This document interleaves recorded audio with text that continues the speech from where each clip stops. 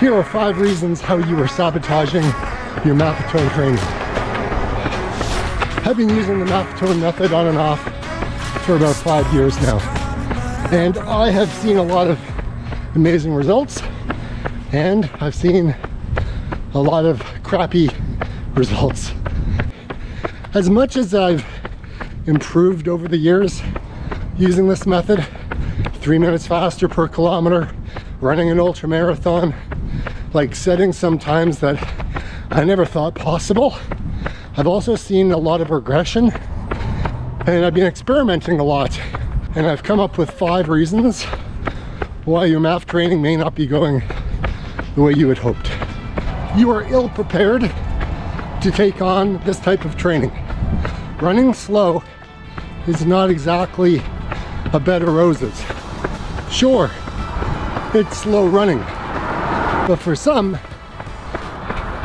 it's a little bit more complicated than that. However, you may have not realized how slow it might have to be. And walking may be something that you don't want to do. So you allow the ego to kind of hijack your training, and you basically say, man, this is like way too slow. I can't run this slow. It's like, it's shuffling. It's gonna ruin my VO2 max. I'm gonna get injured if I run this slow. Yeah, all valid reasons. But are they true? Or are you just looking for an excuse to kind of get out of it and say, I gave it a week, didn't work. The ego is, man, it can be hard. You may not be very adaptable or very open-minded. Look, we all have our own agendas of what we want to achieve. Sometimes we don't like to follow the rules. Sometimes we're like rule breakers. But the thing is when you're trying to train your aerobic base, you can't hack it. You can't turn around and say, oh, you know, I don't want to walk. I'm just going to keep running. Well, if you keep running, you're no longer in your MAF zone. And then you're like, what's the point? I think a lot of runners don't bother using the Maffetone method because they find it boring or a lack of variety. But I think it's further from the truth. I think if you watch a lot more of my videos, you'll see exactly what I'm talking about. Like, you have to walk sometimes. It can be really hot, or it can be really cold. Temperature plays a big role in heart rate training. So don't be afraid to slow it down, do a walk. Dude, if you can only walk, try walking for a full year. Your aerobic base isn't built in a day, nor a week or a month. It takes time. So your body doesn't really care or understand the fact that you're not running and your heart rate is already in your MAF zone. It doesn't know, and it doesn't care. It just knows that that's where your heart rate is, and that is a way of just building your aerobic base, whether you're walking or whether you're running. And I've learned this personally. I've gone through that in 2021 when I was struggling after my injury, after my 100 miler. And in 2022, when I did a lot of hiking.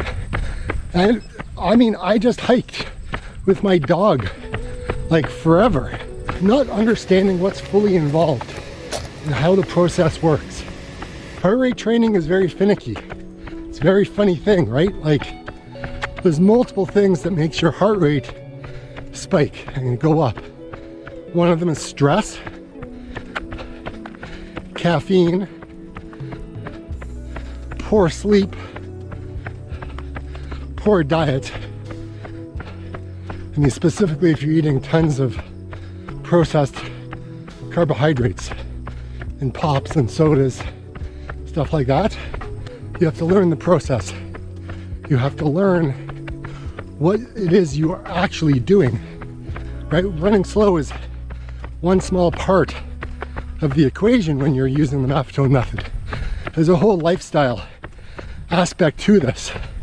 And it's about slowing down, burning fat as fuel, building that aerobic base, so that way when you do start to run faster, that you're going to be in a good position to keep the injuries at bay. Also, your body eventually figures out what you're doing, and you kind of hit like what I call a set point, where you don't see the improvements anymore.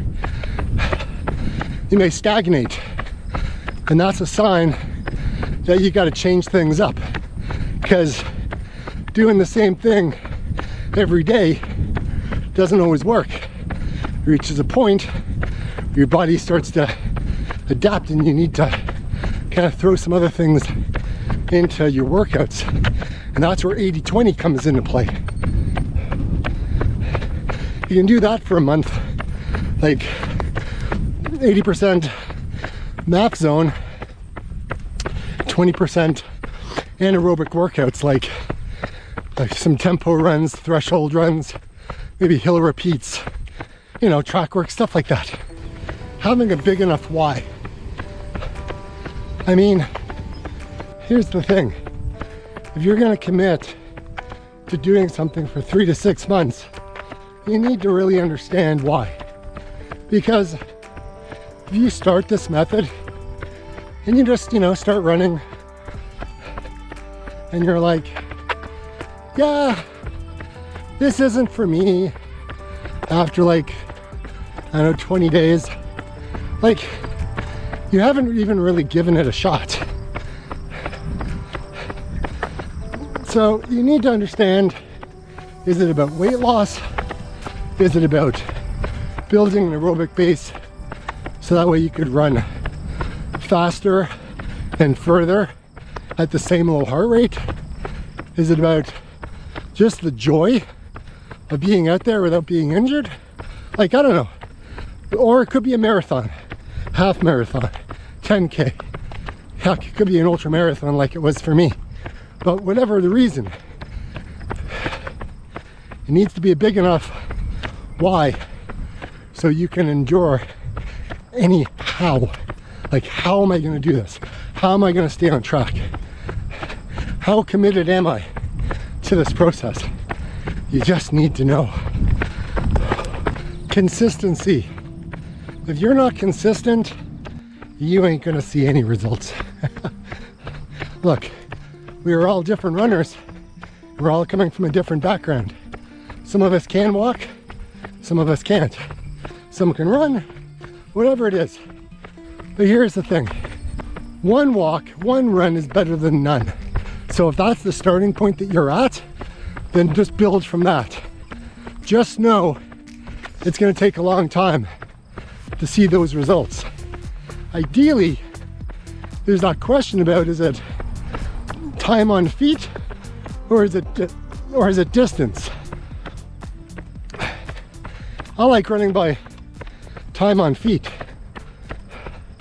because it's pretty cool to see that if I'm on time on feet and it's an hour and a half run, I can see results because I'm going a further distance at the same low heart rate, and that's pretty cool. But the consistency is the kicker.